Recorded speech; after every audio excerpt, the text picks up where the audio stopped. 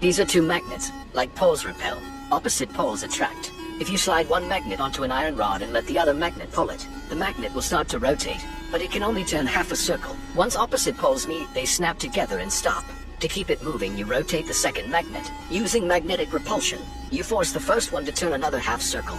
Now let's upgrade. Take a metal bolt, wrap it with copper wire and run an electric current through it. According to electromagnetic principles you learned in school, the coil generates a magnetic field.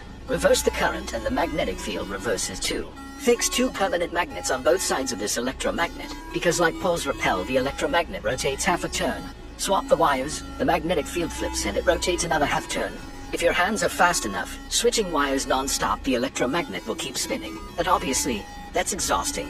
So you get smarter. You simplify the coil into a square metal loop, also called an armature. You reshape the side magnets into curved forms. At the connection point, you install two curved metal plates. Then you press two carbon brushes against them with springs. You fix the positive current to the left brush. When the armature rotates half a turn, the contact switches sides. The current direction reverses automatically. The magnetic field flips, and the armature keeps spinning. But with only one loop, rotation is jerky and uneven. So you increase the number of armature loops in metal segments to 16. Now the rotation becomes smooth and continuous. Refine those loops into many thin copper wires. Add an iron core at the center. Congratulations! You've just invented the brushed motor.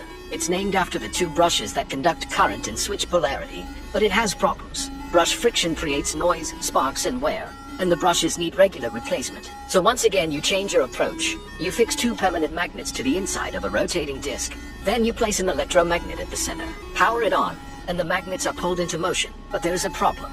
At certain positions the rotor stalls. To keep it spinning, the magnetic field must switch at exactly the right moment.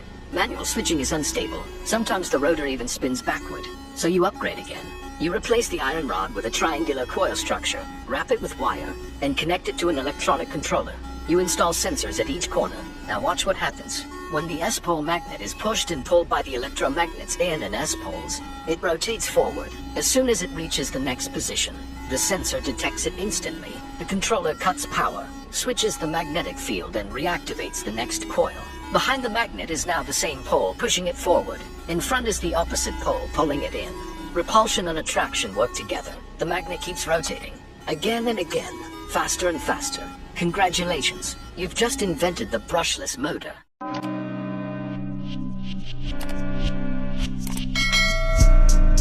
Hi. Can you please subscribe to my YouTube channel if you follow? I will post every day. Like and subscribe and have a great day.